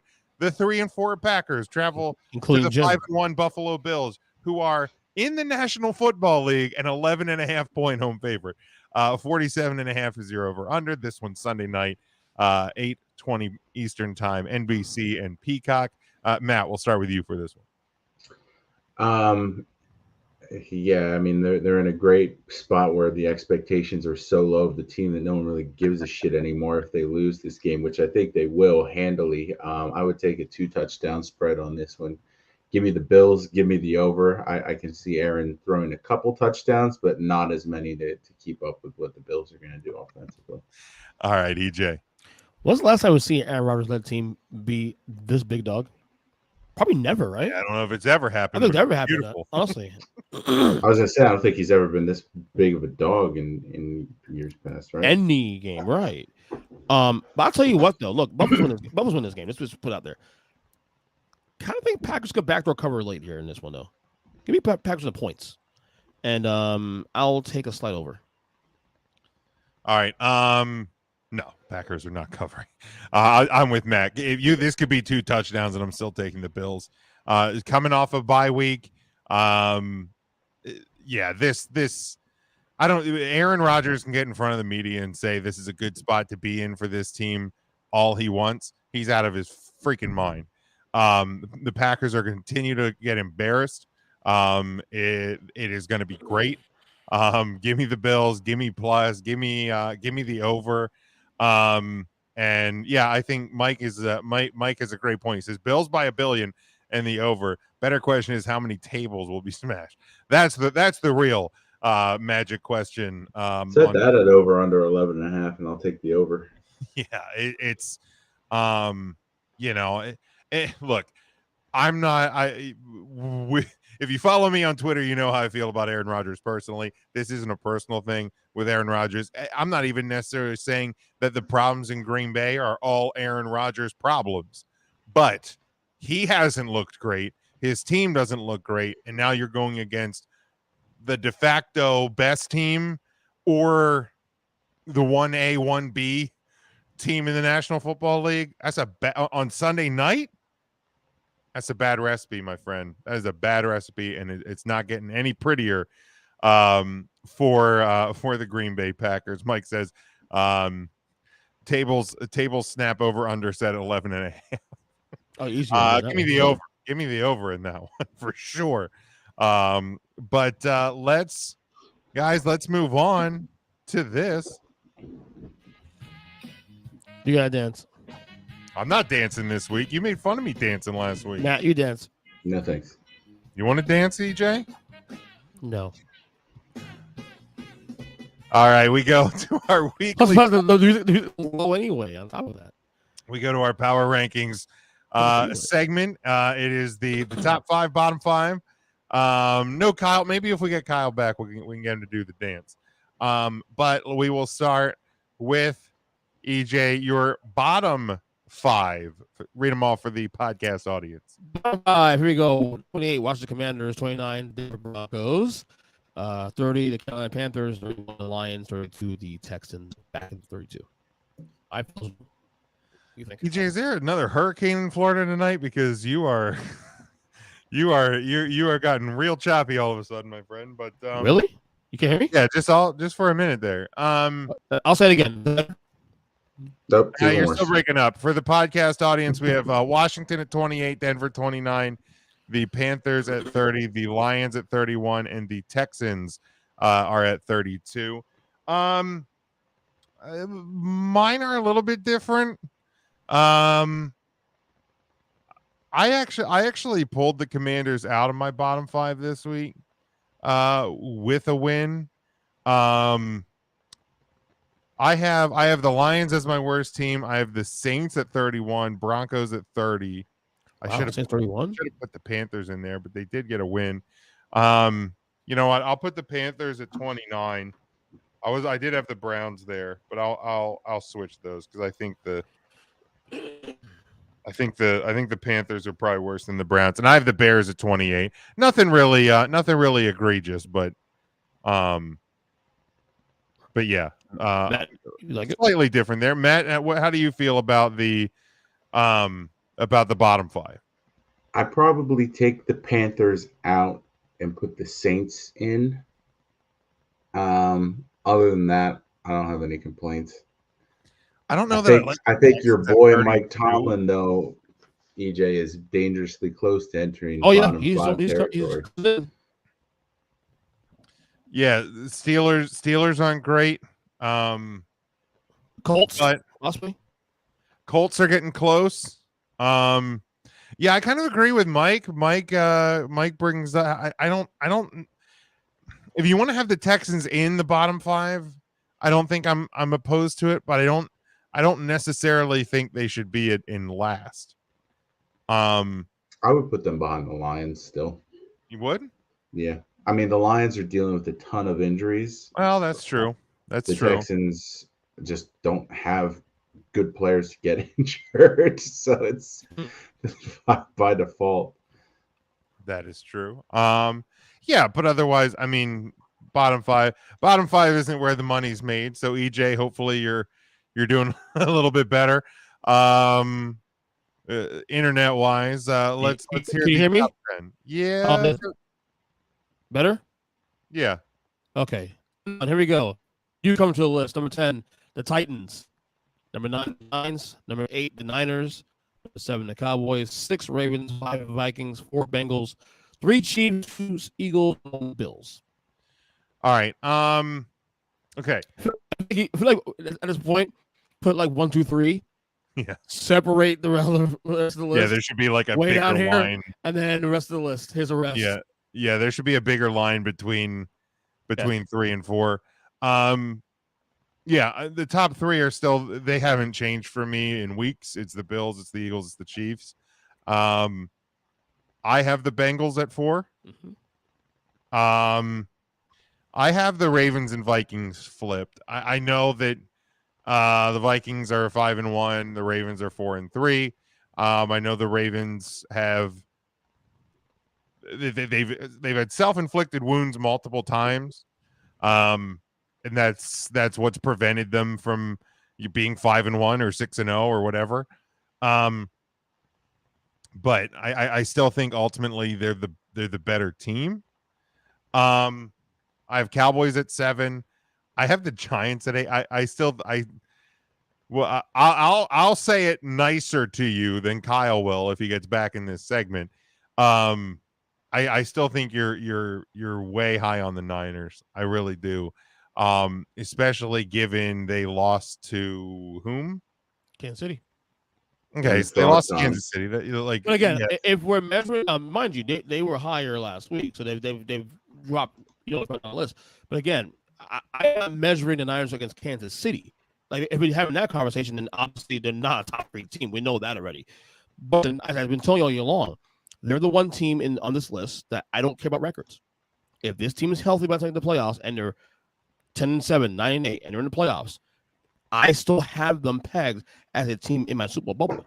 Remember, they did this last year. They were 3-5 last year, in fact. But dude, and we're minutes going to the Super Bowl last year. Last year ain't this year, man. Hey, and they've also lost a huge defensive back this year for the year. Bose has been banged up this year. Like I understand it's 1 year to the next, but I think you're relying too much on last year. No, I agree. Now, so what also the Niners this though, and I said this on my podcast earlier today. If the Niners lose more games and the injuries also pile up on top of that, obviously they're gonna be out of the top 10 by next week or two. So, I mean, they play the Rams this week. If they lose to the Rams, there's I don't have the Niners in my top 10, but there's no reason with a loss to the Rams that you should be in the top. But if they lose to the Rams, they're gonna be out most likely because the Rams will probably back in the top 10. But see, it's that most likely, EJ. That's the part that continues to boggle my mind. You got to see injuries and other things. If they lose, again, it's a week-to-week ranking. If they lose to the Rams, they are going to be 3-5. If I played that game, the Giants are number 3. They got a better record than the Kansas City Chiefs right now. They have the same record as the Bills. It's not just record-based, though, because that's if what I'm saying, then though. what's the point of what we're doing here? Right. But what about this year's Niners team has told you that you should trust them? This year's Niners team, a team that's lost to the Bears. Now, granted, you also got to remember too. Also, Garoppolo. Monsoon week 1. They've lost to the. Hold on. Oh, okay, go. I'll give you a chance to rebuttal. I'm not Kyle. They've lost to the Denver Broncos. They've lost to the Atlanta Fraud Cons. And now, yes, it was to the Chiefs, but they got their asses kicked by the Chiefs. Okay. So what about this year? So the teams they've beaten are Seattle. They beat the Rams. They beat the Panthers. Okay. What about this year's 49ers team with the injuries they have? Okay. Tells you that they deserve to be trusted to that level. This year's team, not last year's. I love the two roster. different years. I love the roster still. I still trust the roster. Obviously, the issue is the injuries, though. But look, remember to us with Garoppolo. He didn't get first team reps with the team until week 2, week 3. Week 3 actually was the first time we got first team reps all year long. So he's only starting now to put it all together. You remember a lot of things worked against him with the Lance injury too, especially. But when this team is healthy, which they should be in the next couple of weeks, they have one of the best rosters. Heard that about the Bucks, and it has no argument to us with the NFC. After you pass Philly, to me that's the only lock right now. Super Bowl team in the NFC Super Bowl bubble. Who's threatening the Eagles in the NFC? Who are you trusting? Because your top teams right now in the NFC currently by virtual record, by aesthetics anyway, are the following: 6-1 Giants, 5-2 Cowboys, 5-1 Vikings. And we all know you don't trust any of those 3 teams right now. I would trust the Vikings over the 49ers right now. Do it your own peril, buddy. Why? Like, yeah, sure. Kirk Coupons, prime time. I get it. But it's gonna matter down the road. What happens if they get what if they get a 1 o'clock playoff game? You know what I mean? What if they get a 4 o'clock playoff game in the NFC? Now, sure, you get to the Super Bowl. That game is going to be in prime time. Let me ask you this. Minnesota and San Francisco, full strength. Who wins that game? I like Minnesota, to be honest with you. Wow. Matt. I mean, full strength means Jimmy Garoppolo is still starting Q, right? Or is Trey Lance? Well, yeah, it's Lance is done for the year. Okay. So, like, give me the Vikings. They can't get Lance healthy back. That's something they literally can't do. The thing is with Minnesota, I like their team. I think they're a really good team. I've had them pegged for the last couple of years. A team that should have been in the mix to go to the Super Bowl, but every year they let down. So unfortunately, there's a little of a lack of trust for this team that is going to take more information for me to really feel better about this team. They also have a different coach. This is very true. So how much of the primetime failures of Kurt Coupons were because of coaching versus? I think the Kirk Cousins thing is a little overblown too. Also, I mean everything that I think is overblown. He's a borderline top 10 quarterback in the league anyway. Borderline, like he's a lot better than people give him credit for. Gets the job done. I would agree. So, I mean, he's not fucking Joe Burrow, obviously, but no, he's not Burrow. He's not Mahomes. He's not Josh Allen. But right, I can guarantee you there's at least half of the fans of teams in National Football League that would take him over what they have. Absolutely. So obviously the big issue here, the Niners, of course, that's the big any problem with Titans in top number 10? Any problems with that? I would probably have the Jets ahead of the Titans. Yeah, I would have done that, but the injury to the running back is what. Yeah, but I mean, they have I forget the guy who was the backup. They also have James Robinson coming in. And y'all know I can't stand the Titans. I can't stand them. So I don't know what the Titans have done this year to make you believe that they won 4 in a row. They're quietly one of the hottest teams in the league right now. They won 4 in a row. Look, they were 0-2. Okay. They have a 2-point win over the Raiders. They have a 7-point win over the Colts. They have a 4-point win over the Commanders, and they have a 9-point win over the Colts. Sneaky good team. So Raiders, I don't flirting with good. bottom 5, maybe. The Jets have also won 4 in a row. EJ. Yeah, but as I just said, the injury is what to the running backs what changed it for me. If Breece Hall doesn't go down, you have the Jets in your top 10. Absolutely. Without even seeing how the other running backs come in and step up and fill in the void. Yeah. Man, I just don't see how the murderer's row of Raiders, Colts, Commanders, Colts is your definition of top 10 team. I can't. Well, I mean, obviously the Rams should be in here, but they're struggling. I would put the Rams ahead of the Niners. I think the Rams and the Niners are about even, but so they're about even, and the Niners already beat the Rams once already. So there's that. Yeah, and one pretty handily too, for the record. And the Rams are still 7th place in the conference. Here's the thing, though. I think the Rams will still go to the playoffs. I think the Rams, the Niners will go to the playoffs. I think the Bucs will still get in the offense by virtue of the NFC South. I think things will shake out the way it should be when it's all said and done. I mean, here's thank you, Mike. Michael Carter's the other running back. So now you have a two-headed monster of Carter and Robinson. I think you're going to be just fine at the running back position. My 6 through 10, I have the Vikings at 6, Cowboys 7, Giants 8. I have the Dolphins at 9. It was kind of a coin flip between them and my number 10 team, which is the Jets.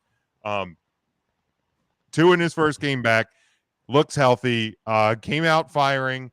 I think kind of got a little rusty during the game, able to pull off the win. The Dolphins look like a different team with him as quarterback. So I had them back in because if we want to talk trust and stuff like that, I trust the Dolphins more. They were on the cusp of the team. I was considering the top 10 as well. Like I think I trust them more than the Dolphins or than the Titans. I trust the Jets more than the Titans at this point.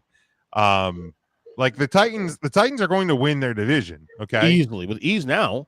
Yeah. I mean, probably again, we're not even to the halfway point. So, yeah, but you 3-3-1 Colts just benched your fucking quarterback. Okay, we don't know how good the next quarterback is. Didn't you just say that was the bet? Like earlier, you said that was the better. It's the right move. I'm just saying Tennessee's chance of it's almost 95% chance to win that division. Jaguars lost 4 in a row now. Okay. Yeah. I mean, the Texans are the Texans, obviously. So who's challenging them in the division right at this point now? I mean it's tough to say this early, though. Like, someone could turn things around. Maybe the ESPN era. Yeah. And you wanted to talk about like I remember like preseason, you want to talk about back half of the schedule for like the Broncos and some other teams. Like, look at the back half of this schedule for the Titans. You have a game against Cincy. You have a game at Philadelphia. You have a game at the Chargers. You play the Cowboys. You play at the Ravens. The Buccaneers were, that was a preseason game. So like which was my argument for them losing the division this year in the first place. But the team that had win the division just benched your fucking quarterback. You also still have some divisional matchups, which you always talk about they can get silly. So 95% chance of winning the division. Yeah, I think that's probably a bit of a stretch at not even the halfway point. I think Mike's a little closer, maybe a little under. Was saying a 65% chance here in the comments. I'd probably put it closer to about 75. They're definitely in the driver's seat. But again, we saw it last year. We've seen it in previous years with this Titans team. They win the division, but then they get to the playoffs where teams are actually good. Oh, no. Again, are they the class of the South? Yes, right now. Are they even on the level of forget KC and Buffalo? They're not even on the level of a fucking Baltimore or Cincinnati. So if you're shitting on them that much, how do they make your top 10? And because who are you putting in there? The Jets. Okay. The Jets, the Dolphins, the Rams. The Dolphins. I hear about the Dolphins. The Jets, no. I'm still. But dude, okay. But I mean, sure, okay. The Jets have 2 losses, and it's to what? The Bengals and who's the other one? Ravens. The Ravens. Yeah, two of your top 2 teams that are in your top 6, and they lost. They lost to the now Ravens. It was a week 1 loss. It's a pretty big loss. Both losses are by a pretty wide margin. But yeah, I mean, Tennessee lost to the Bills 41-7. Well, again, it's the Bills. That's clear. Okay. Okay. So I mean, the Jets only lost to the Bengals 27-12. They only, that's a much smaller margin.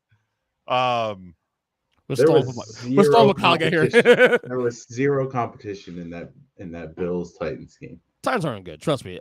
And to me, I feel like this is honestly, how are they one of the top 4 teams in the league for you? I also think the Giants aren't good either, but number 9 and they're 6-1. I feel like that is a little bit different, though. I think this is the highest Titans go. Honestly, in my opinion, this year it's number 10.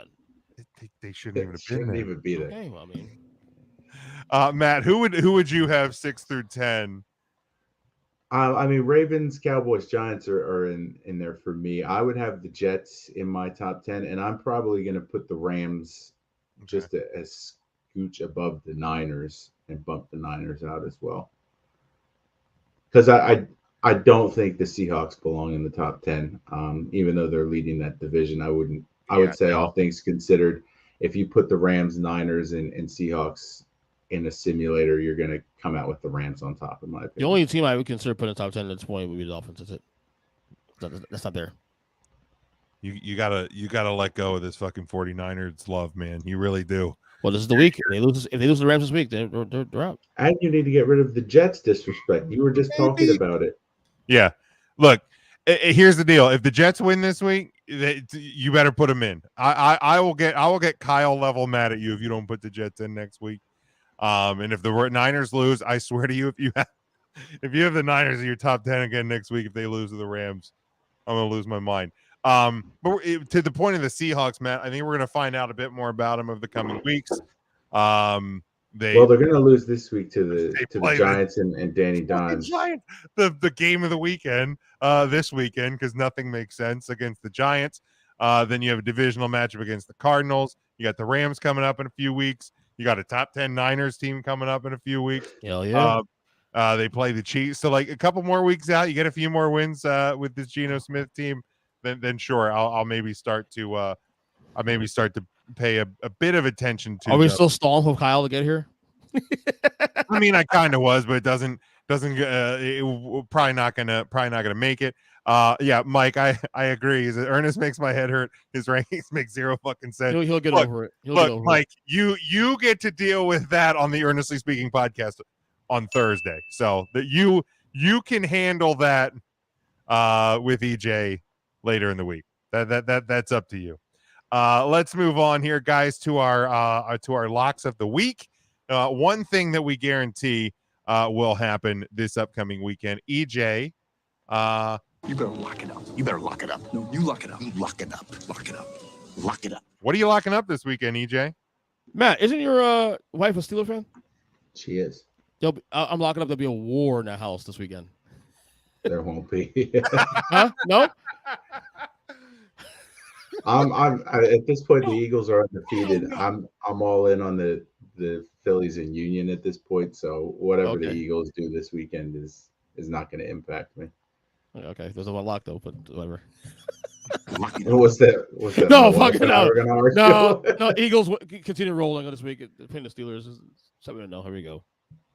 All right, Matt, what is your lock for the weekend? I was actually going to go something in similar fashion here. I just wanted to see how much of a bonehead decision this would be. No, it's not. All right, the NFC Beast runs the table this weekend, 4-0. Really? So Giants, Washington goes to 500 now. You saying over the Colts? Wow. Okay, Cowboys beat Chicago, and then your boys beat up the Steelers. All right. Lock it up. The only one I was on the fence about was Washington, because we all know Danny Dimes is MVP candidate. He's going to lead that Giants team. That's right, baby. That's right. Get your mind right. And earn that extension. All right. 7-year deal. Careful what you wish for, buddy. Careful what you wish for. Let's pause. Is he here? Let's pause. We're not going to spend too much time. This fucking asshole. Kyle makes his face. All right, go ahead. List the fucking thing. Let's take a look, Kyle. Oh, wait, hold on. We gotta play the song. We gotta play it. Wow, the Pels being Dallas without both Zion and BI tonight. EJ, quiet. Kyle, my God, who the hell cares? NBA basketball, baby. Nobody cares. Go Heat, bitch. Go Heat, bitch. All right, Kyle. Bottom 5: Commanders, Broncos, Panthers, Lions, Texans. Do you have any issues there? Yeah, asinine. Why Lions and Texans at 31-2 was wrong. Panthers should be in the 32 spot. It's not close. Broncos should definitely be lower than the Lions and Texans, although I am glad to hear that the committee took my suggestion to put them there. Thank you very much for that. By the way, next on the block, the Indianapolis Colts. Let's see that happen They're here. knocking on the door, buddy. They're knocking on the door. I don't want to hear that because the Texans should be currently ahead of them. That's right. I said it. So cute. yeah, your absolute hatred of Man Campbell is completely just crazy. I think Jim picking them for the playoffs has gotten in your head. Titans at 10. Get out. Thank you. Thank you. Thank you. Thank you. Thank you. And I you might do it on missed- purpose. I might do it on purpose to fucking piss off Kyle. You missed the part, Kyle, where he said, "Don't get me wrong, the Titans are a bad team." They're not a bad But- team. They're not on the level of the You fucking. said top those team. were your You words. said the word. They're not a great team. Are I said bad. they're not a great team. I said No, they're not- You said they are a bad. bad All right, bad team. choice of words then. They're not a great team. They're a solid B-A-D, team. bad. They're a solid team that win a division and then No, one. they're not. They're going to win a shit division. Now I'm pissed again. We're not sure they're going to win it yet. There's still a chance for the Jags, ironically, to somehow get involved. But I'm not saying that's going to happen. All right. Yeah. But I've seen stranger things too, especially like, for example, the Titans handing the Giants a game. That's a thing. The Giants are 10. They have no reason to be in the top 10 except that everybody else is bad too. That's a fact of the case. That's all I can say. Ben McAdoo. Sorry, Brian Daboll is not the coach of the year. But Joe Judge. here's the here's the problem. I know you don't mean that. Fuck no. Here's the problem with me starting at 10 first. If I had started at the top like I normally do, EJ, you would have gotten a fantastic compliment for your head finally being out of your ass by just an inch more. But why is there an NFC team in the top 5? Stop it!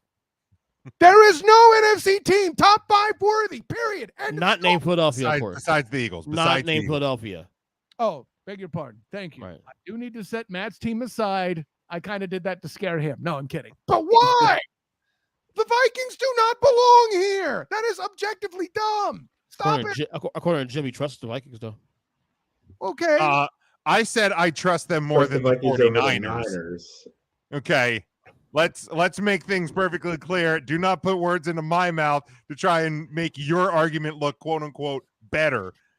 You presented the option at full strength, whatever that is, full strength Vikings 49ers. Who do you trust more? I said right now the Vikings. That's what I said, not I trust the Vikings. At least they know who their better quarterback is on the roster. Can't say that in San Francisco. Just saying. Although we're not sure if remember Kyle is a 49ers fan. What? Anyways, no. And by the way, let the record show that after 7:30 p.m. Neither team knows who their quarterback is, frankly, because apparently he disappears after that time. Anyways, why are the Jets not here in the top 10? Thank you. Because Brees Their Hall running is back injured. got hurt, Kyle. Okay, and they got James Robinson to replace it. Next question. Thank you. Do you do this on purpose? Like, are you a beast? You don't want to know that. Answer that question. Do you really want to answer that question, dude? Yeah, I do. Because you know what? You do it on purpose. At least steal from Floria so I feel better about talking shit on you. Okay. Anyways. You know, Flores is the worst one for the worst rankings in history of fucking. I don't know. You're battling him. Hold on. I want to see if Pro Football Talk has rankings this week. Like, you And know, we can do a side by side. Here's what I know. Colin Cowherd last week had the Vikings, I think it was 8 or 9, and he says, I don't think they should be this high, but I'm putting them here. If you're leading with that, they don't belong there. Colin Cowherd's top 5 is exactly as mine. I know they're a bad team. Except for he has the Eagles at 3. Okay, the Eagles should be at 3. I don't think. I mean, as we've done for weeks, I don't think there's going to be a lot of dispute. You can make an argument for A, B, or C at 1, 2, or 3. Like I don't. Cowherd has the Giants at 10. No, sorry, the Niners at 10. So here's Pro Football Talks. The Niners at 10. Oh, Cowherd does? I haven't seen it yet. So. Yeah, So here's Pro Football Talks today, just released at noon today. Eagles 1, Bills 2, Chiefs 3, Cowboys 4, woof. Giants 5, woof. Vikings 6, okay, I'm fine. Jets 7, Ravens 8, that's too low. Titans 9, well, at least you got something in common with Florio. And Bengals at 10. Big wolf right there. EJ, That's the I fuck up there. apologize. I had no right to Florio you. And I Although I will give him credit, he does have the Niners at 16. Who were his bottom 5? His bottom 5: Lions at 32, Texans 31, Broncos 30, Saints 29, Steelers 28. Ooh, he has Steelers in the He's the Panthers up at 25. Okay, he overreacted to that win over the Bucs. Yep. Correct. More over the Steelers in the bottom 5. Jesus, really? Come on. No. Yeah, that's rough. But Cowboys at 4. Get out of here. Cowboys and Giants in the top 5. Why did you edit yourself? EJ likes it when you cuss. Wow. Kyle, you want to have any more fun with EJ's rankings, or have we beat up on him enough? I mean, at this point, and this isn't just about you, EJ. At this point, I don't understand putting the Eagles at number 2 in anybody's ranking. They've been there for fucking like 5 weeks, 6 weeks now at this point. Right, but back when it was close, it made sense. Now it's not. Say what you will about the 49ers, but putting up 40 plus on that defense is a damn accomplishment. What can the Eagles do offensively that's that explosive? They can't. They are a balanced team, and I like balanced teams, and they belong in 3rd place, having beaten literally precisely no one at this point. And no, I don't count the Giants either. You, as an alleged Giants fan, allegedly. They haven't played the Giants yet. They haven't. Oh, I'm sorry. It must have been the number 4 Cowboys I was thinking of. Number 4 Cowboys and the number 5 Vikings. Yeah. God, the Vikings are so overrated. Listen, and it's because of the conference, EJ. I know that's going to be your go-to defense, and you happen to be right. But let's also remember we aren't mid-season yet, and there's still plenty of time for the cream to boil. And as we said in the podcast earlier, I expect it to happen. I expect the Rams, the Niners, and the Bucks to make the playoffs still. Like, do we need to start playing clips from that song? It's just a matter of trust. No, stop it. Come on. I mean, it's better when you sing it, I think. Well, thank you. All right. So we did start the locks. EJ, just to remind Kyle, as he wasn't here, your lock was? Eagles continue to roll.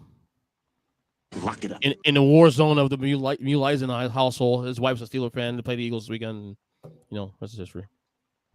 No wars. There won't be any war. And Matt, your lock was? The NFC Beast goes undefeated. Or no. Lock it up. All right, Kyle, what is your guarantee? What is your lock of the week? Implications of that. So you're picking the Red Tails to beat the Colts. Yeah, okay, I get it. They're starting Yosemite Sam. Oh, and the Red Tails being at 500 and in the playoff hunt by default. Holy I mean, this. Fuck. Stop. Shut up, EJ. Stop it. You told me that 3 weeks ago. Stop it. I've told you before. Stop trying to make fetch happen. It's not going to happen. Okay? But I'm just saying. Dan, if it's not going to happen, why are you saying? Why are you saying if you they'll be 4-4? Look at the conference, dude. It's a mess. Knock it off. Knock it off. Kyle, go ahead. Trafrisky. This tribute to why we can't have nice things. 49ers beat the Rams, and EJ puts them back at number 5. That's too low, Kyle. They're a top 3 team at that point. Only if the Bengals lose, Matt. All right. Mike has the Phillies go back home with at least a split. Take it. You will most certainly take it. My lock of the week is the Jaguars and Broncos will combine for less than 20 points on Sunday in London. Lock it up. Okay. I don't think the Broncos can score enough points to pass it. Yeah. So, I've been doing all right. I mean, the EJ's Commanders beat the Packers. That was I'm actually sorry I made that lock pick last week because I feel like I'm creating a monster here. Too late. You use the past tense. He here, bitch. All right, but that is going to do it for this week's show. Kyle, we will start with you for the plugs. Let everybody know what's going on. Despite the eye pollution that was EJ's top 10, honor, joy, and privilege to be here this week, guys. You know what makes it bad? He seriously said to me, I think I locked it up this week. Really? I can't with you. Anyways, Wrong. I am Kyle Nash, the student of the game. You can find me on Twitter at the SOTG. Find me on Instagram as the same, the SOTG. Find me on Facebook as the student of the game. Check out my writings with the Black and Gold Banneret covering UCF football and, of course, men's and women's basketball. UCF Hoops Media Day on Wednesday this week if you're listening to it on the podcast there. So I'll be doing a lot of heavy work. So check that out. A lot of writings and video stuff coming on the Black and Gold Banneret YouTube page and Instagram accounts as well. Of course, check out my work covering the Jacksonville Jaguars. On Wednesday, we'll drop the Matchup Mania, where we have a Halloween spin this week on some of the games we already talked about, because let's be honest, this week's schedule is pretty awful. So I do my best to give you the best games with a nice holiday twist. And yeah, it's funny. It's not even Thanksgiving and we're talking about turkeys on the schedule. Anyways, so of course, also check out the piece I will have dropping. Thank you. Featuring Travis Etienne of the Jacksonville Jaguars, who will be now carrying the logo James Robinson being out like Clay Aiken. Then, of course, check out my work with Demosthenes. What, Jim? Of course, my work with Demosthenes Euclid on the Hilarity by Default YouTube channel with the required viewing video podcast. So that's fun there too. And then also, last but not least, A7BN Sports and the Captain and Company morning show with oldschool101.com and my guy, Captain Chris Hill. Honor, joy, and privilege, guys. Listen, for all the trash I talk, the bright part of my Tuesday, especially today, was talking with you jabronis. Oh God, what's wrong with my life? No, it was getting too musty too fast. So good luck with that one. Yeah, right. Until next time, class dismiss. All right, Matt, how about you? Yep, you can follow me on Twitter. It's at 3CT, the letter A. Philly is in Philadelphia, the number 8, 3CT affiliate. You can hear me, I guess, 3 times a year now on the Earnestly Speaking podcast, because I'll be on this week. You can hear me on Thursday nights talking all things pro wrestling with Jim and the boys on 3 Count Thursday, or on Tuesdays on the 3CT podcast. Go Phil. All right. Oh my God, who the hell cares? EJ. Earthly Good Podcast called across all podcast catchers. It's that the podcast about we'll be dropping actually tomorrow. We're actually recording that right now as soon as we get done this interview, and then we do that. So that's tomorrow. Other than that, Tip the Wrestling Podcast with me, Mike, Joe, and Jim, of course. Producer Jim, should I say? Watch alongs twice this week. Double up on that shit this week. Can't wait. Garrett for hot fries, buddy. Hot fries all day. I gotta go to the store tomorrow. Yeah. Step the game up. EJ Christian 7 on Twitter. Check out my YouTube page, of course, too. Doing some nice clips on there as well, organizing the YouTube page. Other than that, guys, another great episode, another great week. Love it, love it, love it. Coming next Tuesday. And, also, congrats to the Phillies, but go Astros. Oh my God, who the hell cares? This continues to be a blast each and every week. I thank you guys for joining. I thank everyone for listening and playing along with us each and every week. Thank you to Mike for following along live and helping us dunk on EJ, because that's always fun too. But you can follow the show on social media. We are at Huddle Up Podcast, Facebook, Twitter, and we are on YouTube as well. So you can hit the link tree on our social media. That's where you get the podcast links on Apple Podcasts, Spotify, Amazon Music, and all other podcast platforms. Our YouTube channel, which is continuing to grow. We're on TikTok now. So if you're on TikTok, follow us over there at Huddle Up Podcast, so you can play along with us there as well. Get our merchandise over at tpublic.com, 30+ great designs. And stuff regularly goes on sale, so support the show there with all the different range of merchandise that you can get. And until next week, everyone, thank you again. Until then, stay safe, stay smart, and go for the win.